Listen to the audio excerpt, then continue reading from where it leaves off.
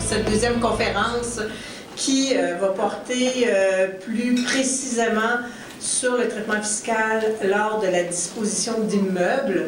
Alors, avec le temps qui la conférence a été préparée, pour moi, il va s'agir en fait d'effectuer un survol des règles fiscales qui vont trouver application lors de la disposition de différentes catégories d'immeubles, parce qu'on va les catégoriser selon l'utilisation que les gens en font, et ma conférence va porter uniquement sur une détention par un individu en chair et en os. J'exclus les détentions par des fiducies, par des sociétés de personnes, par des sociétés par action. Donc, nous, après, tout le long de la conférence, on l'appelle le contribuable qui est résident du Canada. Donc, j'exclus aussi dans la conférence les non-résidents qui détiennent des biens immobiliers ici au Canada. C'est d'un autre ordre de la fiscalité internationale. Alors, pour bien situer la conférence, on va progresser tranquillement ensemble en débutant par catégoriser les immeubles. Donc, il faut savoir comment l'individu détient son immeuble. Alors, est-ce qu'on l'utilise à des fins strictement personnelles? Dans cette catégorie-là, ce qu'on rencontre le plus souvent, ça va être les résidences principales et secondaires. Donc, celle qu'on habite régulièrement, ou une résidence secondaire qui est un chalet, et ce, peu importe où elles sont situées. Donc, dans les résidences principales et secondaires, on va retrouver évidemment nos résidences, nos maisons, on va retrouver des unités de copropriété, donc les condominiums. On va retrouver aussi souvent le chalet, la maison mobile, ou une roulotte aussi. On va retrouver beaucoup dans la pratique un appartement dans un immeuble d'habitation ou dans un duplex. Alors, la liste, elle est un petit peu plus détaillée, sauf que les catégories que je viens de vous nommer, c'est les situations qu'on rencontre le plus souvent dans la pratique, et probablement ce que vous détenez aussi personnellement, ce sont ces catégories-là. Mais ça peut aussi être des droits de tenue à bail, afférente à un logement, ça peut être une part du capital social d'une société de coopérative d'habitation. Donc, ça peut aussi être des droits de détention par ailleurs. Ensuite, on va aller voir ceux qui sont détenus à des fins locatives. Donc, on va aller voir la location, deux grandes catégories, location résidentielle, ou on peut aussi avoir une location commerciale. Et la distinction qu'on fait entre les deux, la nuance, c'est qu'on va aller parler de taxes à la consommation à ce moment-là. Parce qu'on a, quand on fait de la location commerciale, on se trouve avoir une fourniture taxable. Et les taxes nous suivent, peu importe qu'on vende réellement, avec une contrepartie. Donc, je vends à un acheteur, je fais un don, j'ai disposé, ou le décès est aussi une disposition, et entre en jeu les taxes à la consommation quand on est du côté de la location commerciale. Donc, c'est pour ça qu'on met quand même cette distinction-là au niveau des catégories de fin locative. Et on a aussi une immeuble mixte, c'est-à-dire qu'en partie on l'habite et en partie on le loue, ce qui aussi arrive assez souvent. Donc, on l'appelle immeuble mixte à cause qu'on va voir les impacts fiscaux, là, on doit s'en préoccuper effectivement. Au niveau des... Si on revient à chacune des catégories qu'on vient de nommer, alors je vous ramène à la catégorie des immeubles qui sont détenus à des fins d'utilisation strictement personnelles à 100%. Donc, à ce moment-là, on voit les règles fiscales qui peuvent s'appliquer. Donc, quand on a notre résidence qu'on utilise à 100%, on ne fait aucune location, on vient le catégoriser comme étant un bien à usage personnel. Dans la loi de l'impôt, les biens sont soit à usage personnel, des biens meubles déterminés. Qu'est-ce que des biens meubles déterminés? C'est des œuvres d'art, des collections de timbres, des collections de livres, des sculptures. Donc, on appelle ça, c'est nommé comme ça dans la loi de l'impôt. Et on a aussi des biens locatifs, donc des biens qui nous procurent du revenu pour fin d'investissement. Donc, quand on a les résidences qu'on habite à 100%, c'est un bien à usage personnel. Et lors de la disposition à profit de ce bien-là, ça va venir générer un gain en capital, c'est-à-dire le prix de vente que j'ai par rapport au prix que j'ai payé. Si ça a pris de la valeur, j'ai fait un profit. Ce profit-là, on l'appelle du gain en capital, et 50% de ce gain en capital-là est imposable dans le rapport d'impôt. C'est vraiment la règle de base de ça. Donc, de venir dire que ma résidence que j'ai habitée pendant 30 ans, je la vends, je n'ai pas d'impôt à payer, C'est faux. Il y a la notion de gain en capital sur les biens à usage personnel. Et pour pouvoir exempter l'impôt sur le gain en capital, il faut venir faire une désignation d'un bien comme étant sa résidence personnelle. Donc, sa résidence principale, ça va venir me permettre d'exempter totalement ou en partie le gain en capital qui se dégage de la vente, de la disposition de ce bien-là. Je vais dire disposition parce que la vente est une disposition, je le répète, le don est une disposition, le décès crée une disposition réputée et les gens qui quittent le pays pour aller vivre à l'étranger créent une disposition réputée selon la loi de l'impôt. Donc, le mot disposition couvre plusieurs situations. Et lors d'une disposition à perte, qui peut arriver de temps à autre, si on fait une perte en capital sur ces biens-là, elle est réputée nulle, elle est réputée ne pas exister. Donc, j'impose un gain, mais j'ai une perte en capital réputée nulle. C'est le traitement fiscal à retenir des résidences détenues à des fins d'utilisation personnelle à 100 Au niveau de la désignation d'un bien comme résidence principale, ce sont des formulaires qui existent tant au fédéral qu'au provincial qui doivent être complétés pour venir exempter le gain en capital. Les notions qui sont rattachées à ce principe-là de désignation de résidence principale, c'est que le contribuable doit être propriétaire du bien qu'il vend, évidemment. Donc, qu'il soit propriétaire seul ou conjointement, il doit être propriétaire. Le logement doit être normalement habité par le contribuable, par son époux, son conjoint de fait, son ex-époux, son ex-conjoint de fait ou son enfant. Donc, qui habite le logement est important, puis je ne louerai pas nécessairement à mon enfant. Si je le loue, ça va être symbolique. C'est pour couvrir mes frais, mais je n'aurai pas de revenu locatif de ça. Donc, je dois être propriétaire. On va regarder comment c'est normalement habité. Et normalement habité, ça peut être que quelques semaines pendant l'année. Exemple, pendant la période de vacances, un chalet est habité. C'est suffisant pour qu'il puisse être une résidence qui pourrait se qualifier comme étant une résidence principale aux fins de l'exemption du gain en capital. Et la superficie, on va aller regarder le terrain aussi. La superficie du terrain a une importance, donc le fond de terre sur lequel la résidence est située ne doit pas excéder un demi-hectare. Donc, je vous ai mis 5 000 mètres carrés ou 53 820 pieds carrés pour vous situer dans la superficie de ce qu'est un demi-hectare. Si c'est plus grand que ça veut dire que l'excédent du demi-hectare ne pourra pas être exempté et ne pourra pas faire partie de la catégorisation de résidence principale pour le calcul du gain en capital.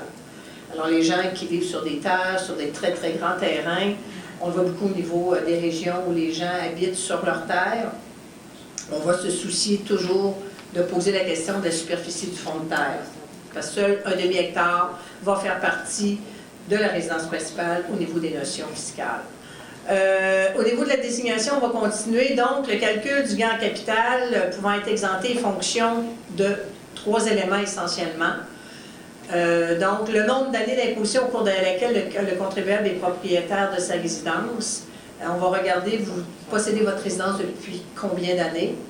Et exemple, s'il y a eu un profit de 150 000 $ sur une période de 10 ans de détention, bien, on va venir dire que 150 000 divisé par 10, 15 000 $ par année de gain en capital. C'est linéaire. On ne viendra pas voir qu'elle a pris beaucoup de valeur dans les 3 dernières années. On ne fera pas ce prorata-là. Donc, le gain en capital se calcule sur un nombre d'années de détention et le calcul est vraiment linéaire sur la période de détention. Et sur ce nombre d'années de détention-là, je vous disais, sur 10 ans, on va ajouter 1 au nombre 10. Donc, l'exemption pour gain en capital, on va venir rajouter 1 à l'équation. Et qui peut prendre la désignation de résidence principale dans un couple, conjoint de fait ou non? Bien, on va voir la résidence, si on prend les années avant 1982 ou après 1981, la règle a changé. Avant 1982, il était possible pour un couple que chacun d'eux désigne un bien comme étant une résidence principale. J'avais une résidence principale, j'avais un chalet. Chaque membre du couple peut désigner un bout comme résidence principale, mais à partir de 1982, une seule résidence peut être désignée par famille. Alors, à ce moment-là, quand on possède plus qu'une résidence, il y a quand même une analyse à faire au niveau de savoir sur quelle résidence je veux appliquer ma demande d'exemption de gain en capital. Donc, il faut faire des analyses à ce moment-là parce qu'il n'est pas rare que les gens possèdent globalement pendant leur vie plus qu'une résidence. Alors, on le questionne tout le temps pour être sûr qu'on exempte correctement ce gain en capital-là et les autorités fiscales le savent. Les autorités fiscales, dans leur système, Revenu Québec est constamment dans les registres fonciers. Et des fois, on savent plus long que nous, professionnels qui essayons d'aider nos clients. Là. Moi, j'aurais beaucoup de difficultés en règlement de succession à ce niveau-là. Donc, ils le savent parfaitement bien si quelqu'un a pu faire une désignation de résidence principale antérieurement ou non, puis sur quelle résidence, puis pendant quelle année. Là, des fois, on se fait jouer des tours. Alors, les années sont importantes. Donc, ça, c'est au niveau de la règle générale de venir dire, quand je vends ma maison, je ne paye pas d'impôt, il faut quand même avoir un peu en tête ces notions-là. Maintenant, si je m'en vais du côté de l'immeuble qui est détenu à des fins locatives, au niveau des règles fiscales, en partant, c'est un bien qui est un bien amortissable au niveau de l'immeuble. Au niveau fiscal, j'ai le choix de prendre de l'amortissement ou de ne pas en prendre. Ce n'est pas une obligation. Lors de la disposition à profit, je vais pouvoir générer deux types de revenus. De la récupération d'amortissement sur le bâtiment, dans la mesure où j'en ai pris au fil des années, qui va être la différence entre le prix payé et le solde non amorti de mon immeuble. Et ça, c'est du revenu locatif qui s'ajoute par ailleurs à mon calcul de revenu locatif que j'ai fait, là, mes loyers bruts, moi, mes dépenses admissibles. Donc, c'est considéré comme étant du revenu locatif. Et je vais pouvoir aussi faire du gain en capital, parce que j'ai vendu plus haut que le prix payé, autant sur le bâtiment que sur le terrain. Donc, mon terrain, essentiellement, ne peut me donner que du gain en capital. Je ne pourrai jamais amortir un terrain. Ça, c'est quand je dispose à gain. Quand maintenant j'ai une disposition à perte, j'ai une perte finale que je viens réclamer. Je ne fais pas de perte en capital sur un immeuble, je fais une perte finale qui vient réduire mon revenu locatif. Sauf que dans la loi de l'impôt, il y a des ajustements qui sont prévus et qui sont appliqués quand j'ai la vente du terrain dans la même année que le bâtiment. Parce que des fois, je peux peut-être vendre mon terrain, je fais détruire mon immeuble, j'ai eu un incendie, l'immeuble est détruit. Ça se peut que je ne reconstruise pas mon immeuble, puis que je décide de le garder, de changer la vocation de mon terrain pour faire autre chose ou de le vendre l'année suivante. Donc, je n'ai pas nécessairement toujours une vente de terrain en même temps que mon immeuble. Donc, vendre du terrain dans la même année que le bâtiment, ma perte finale sur le bâtiment est réduite du gain en capital réalisé sur la vente du terrain. Et le gain en capital sur la vente du terrain est par le fait même diminué. Fait que les autorités fiscales vont toujours, puis c'est codifié dans la loi de l'impôt, c'est comme ça que ça se calcule, c'est que oui, je peux faire une perte finale sur mon bâtiment, mais je devrais toujours venir faire un ajustement par rapport au gain en capital que j'ai réalisé sur mon terrain. Pourquoi? Parce qu'une perte finale, c'est déductible comme toute source de revenus. Une perte en capital, c'est déductible uniquement comme du gain en capital. Fait que je suis limitée, quand je veux utiliser ma perte en capital, je dois absolument générer du gain en capital de mon vivant, là. La règle générale est ça. Je dois toujours avoir du gain en capital pour utiliser ma perte en capital. Par contre, une perte finale sur un immeuble locatif, bien, je peux venir réduire mon salaire, je peux venir réduire des revenus de placement, je réduis toute source de revenus. Donc, l'utilisation aux fins fiscales est beaucoup plus généreuse, d'où l'ajustement prévu dans les lois de l'impôt au niveau de la perte finale. Quand j'ai une perte finale lors d'une disposition, mais que la perte finale sur le bâtiment va aussi être sujette à un ajustement, la vente du terrain au cours d'une année subséquente. Donc, j'ai une démolition, exemple d'un bâtiment, puis que finalement, mon terrain, je le vends l'année suivante, 2 ans après, peu importe, j'ai un écart entre la perte finale que je réclame sur la démolition de mon immeuble ou la perte de mon immeuble par rapport à la vente du terrain. L'ajustement aura généralement pour effet de réduire de 50% le montant de la perte finale pouvant être réclamé sur la disposition du bâtiment. Si on se passe la tête, je ne vends pas en même temps, la règle générale veut que ma perte finale est coupée en deux. Donc, tout dépendant à quel moment je vends mon terrain, j'aurai un traitement fiscal qui est différent. Au niveau de la disposition maintenant, qu'est-ce qu'une disposition? J'en ai glissé mot tantôt, j'ai des dispositions réelles. Donc, le transfert de titre, c'est vraiment fait. J'ai vendu, il y a une donation, il y a une destruction. Destruction, absolument, l'incendie est le meilleur exemple. Et quand j'ai une destruction, par contre, je suis capable de venir effectuer un choix de reporter mon gain en capital quand j'acquiers ou je rebâtis tout de suite l'immeuble dans un délai prescrit. J'ai le choix de dire non, non, non, imposez-moi pas tout de suite, je rebâtis et vous m'imposerez vraiment quand l'immeuble que j'ai rebâti sera vendu dans X années. Donc, au niveau de la destruction, j'ai quand même une latitude. Si je rebâtis dans les délais, puis que j'ai vraiment un bien de remplacement, là, je suis capable de reporter mon imposition. Mais les deux premiers, là, mon imposition, là, je l'ai au moment de la date de disposition. Et j'ai aussi l'expropriation, qui est une autre disposition selon la loi de l'impôt, il le considère comme ça. J'ai aussi un choix identique à celui de la destruction qui peut être effectué au niveau de l'expropriation, effectivement.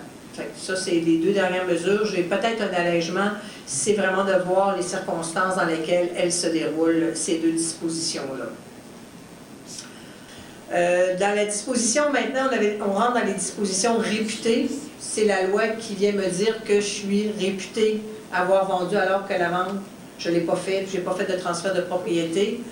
Alors, j'ai trois circonstances qui provoquent ça. Le changement d'usage, je vais vous en parler. Le décès, évidemment, la loi de l'impôt domestique canadienne vient me dire qu'à mon décès, je suis réputée avoir disposé de tous mes biens immédiatement avant mon décès. Ça, c'est la règle générale. Il y a l'immigration, je quitte le Canada, je suis réputée avoir vendu mes biens aussi. Parce que c'est un bien canadien imposable. Donc, l'immigration m'occasionne des dispositions réputées et le changement d'usage. Le changement d'usage, dans la loi, j'ai aussi une disposition réputée, c'est je change l'utilisation de mon bien. Je demeurais, j'avais une résidence que j'utilisais à des fins personnelles, elle devient locative ou vice-versa. C'était un immeuble locatif ou une résidence que je louais, je commence à l'habiter. C'est un changement d'usage qui, dans la loi de l'impôt, me provoque une disposition à la juste valeur marchande. Il y a possibilité de reporter cette imposition-là en effectuant un choix. La loi de l'impôt nous demande de produire un choix par une lettre et ça nous permet de repousser jusqu'au moment réel de la vente l'imposition. À défaut, je dois payer un impôt sur un gain capital fictif, mais l'impôt réel, sur le rapport d'impôt. Les changements d'usage, je ne sais pas où j'ai un transfert de ville, mais je n'ai pas l'intention de vendre ma maison ou je ne suis pas capable de la vendre rapidement, je vais la louer. Puis je vais la mettre en vente, puis elle se vendra dans 2 ans, dans 3 ans. Je suis indifférente. Ça me permet de me reloger ailleurs. Mais ma maison que j'ai quittée à Québec pour m'en aller vers une autre ville, elle a subi un changement d'usage. Donc, j'ai un changement d'usage, même partiel. J'ai un duplex. J'habite à côté de duplex. Je décide de déménager, d'aller ailleurs pour une raison quelconque. Bien, mon duplex que j'habitais est devenu locatif. J'ai un changement d'usage partiel. Ça me provoque une disposition à la juste valeur marchande. Mais le choix, parce que j'ai fait une disposition partielle, je ne peux pas reporter dans le futur. Parce que mon choix de repousser mon imposition, elle doit être sur le bien au complet. Alors, on va rentrer à chaque année des projets de cotisation avec des changements d'usage partiels. Qu'est-ce qui déclenche ça au niveau de la vérification? Changement d'adresse. Je me mets à avoir un plus gros revenu locatif tout à coup dans ma déclaration d'impôt. C'est des indices qui donnent des signes aux vérificateurs d'investiguer un peu plus et à ce moment-là sortent potentiellement des projets de cotisation sur des changements d'usage. Vous voulez dire, Revenu Québec a des registres fonciers à temps plein depuis les dernières années et d'après moi, ils ont augmenté leur effectif à ce niveau-là. Donc, changement d'usage, peut-être pour vous, était une notion moins connue au niveau de l'imposition et de la disposition réputée. Mon produit de disposition, c'est quoi? Évidemment, il y a des notions qui vont de soi.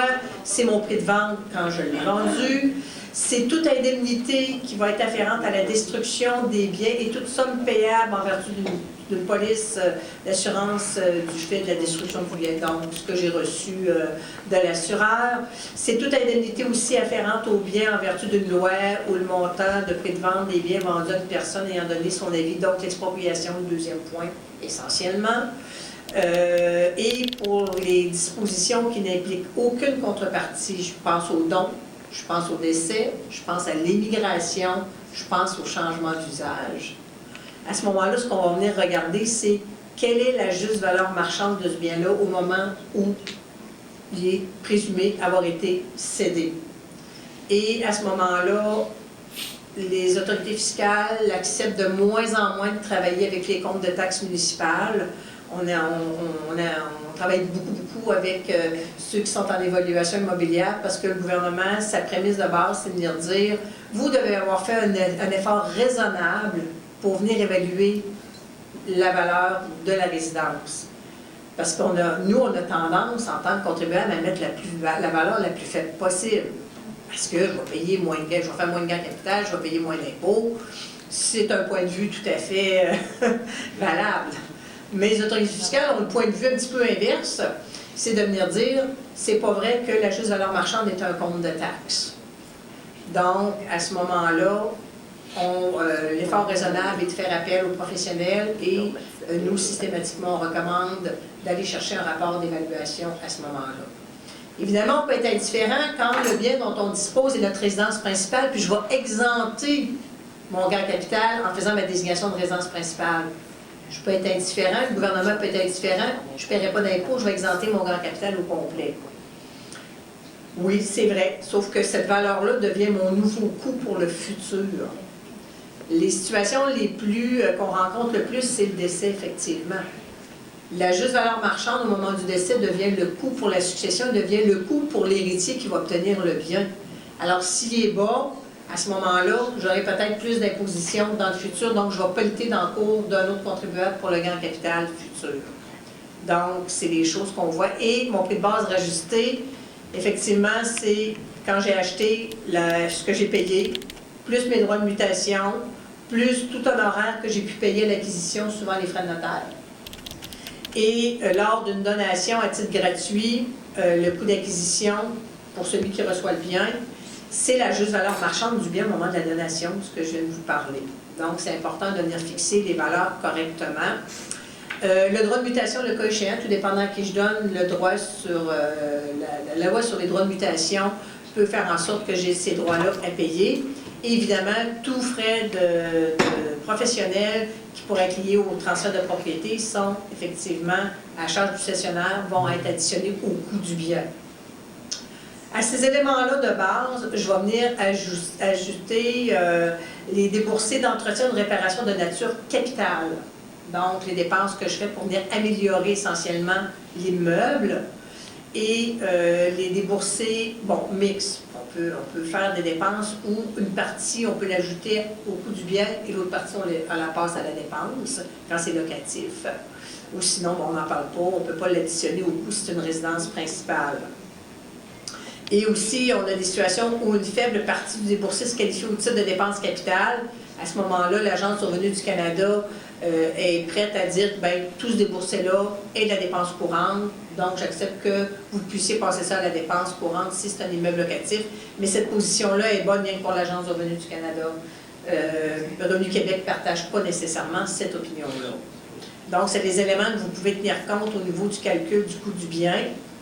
Et dans les autres éléments qu'on peut ajouter, les dépenses engagées dans une perspective de vente.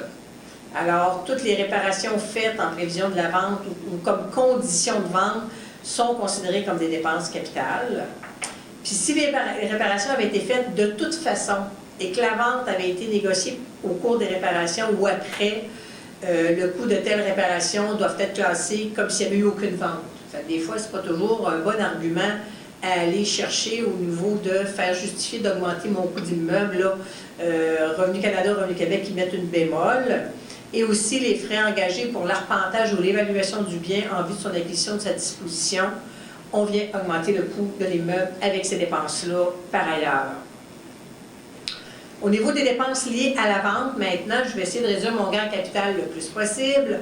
Donc, les plus courantes, on va parler des frais de publicité, les frais de courtage d'agent immobilier au moment de la vente, les frais de quittance si j'ai à débourser au niveau de l'institution financière, les honoraires, encore une fois, du notaire, tout dépendant qui les paie, vendeur ou acheteur, et aussi les pénalités payées lors du remboursement anticipé d'un prêt hypothécaire au moment de la disposition d'un immeuble locatif. À ce moment-là, je serais capable de venir prendre ces dépenses-là liées à la vente. Mais c'est l'immeuble locatif, il faut faire attention à ce petit détail-là. Au niveau des exemples, on va visuellement essayer de brasser tout ça d'un exemple avec des chiffres. Ça aide à assimiler un peu l'information. Donc, on est venu mettre d'un côté un immeuble dédié à des fins personnelles et un immeuble locatif à 100%. On est venu décortiquer terrain, bâtisse, autant au niveau du prix de vente que de l'acquisition. Et on met des dépenses liées à la vente. On a utilisé un courtier dans cet exemple-là, parce qu'ils sont quand même assez élevés les dépenses. Et au niveau de l'immeuble locatif, je l'ai amorti. Mon bâtiment est à 275 000. Quand je vends, je suis à 180 000. Et j'ai de la bon, évidemment, quand je vends à profit, du côté de l'immeuble locatif, vous voyez 93 750 de récupération d'amortissement. C'est un revenu locatif additionnel. Et au niveau du gain en capital, bien, au niveau de l'immeuble détenu personnellement, 15 000 $. Ce gain-là, je pourrais l'exempter en faisant le choix de résidence principale. Et au niveau du gain en capital sur le terrain, bien, à ce moment-là, je vais venir, parce que mon bâtiment, je n'ai pas fait de gain en capital, j'ai vendu 275 000 mon bâtiment, alors que j'avais un coût de 300 000. Donc, je n'ai pas fait de gain en capital sur mon terrain, pardon, ma bâtisse, mais je suis venue faire un gain en capital sur mon terrain. Mon terrain, je l'ai vendu 100 000, puis j'ai un coût de 75 000. Vous voyez, mon gain en capital n'est pas de 25 000. Mon gain en capital est de 16 250. Je suis venue prendre un peu de mon gain en capital, puis je suis venue annuler ma perte finale.